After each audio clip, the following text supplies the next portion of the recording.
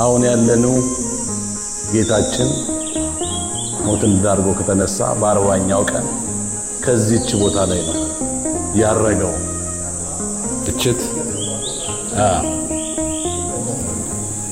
እንደ ስራችን ሳይሆን እንደ ምህረቱ የሚጎበኘን የትንሣኤው በግ ጌታችን መድኃኒታችን ኢየሱስ ክርስቶስ እዚህ ቦታ ላይ ለመገኘት ስላበቃኝ እኔ ከአቅም በላይ ነው።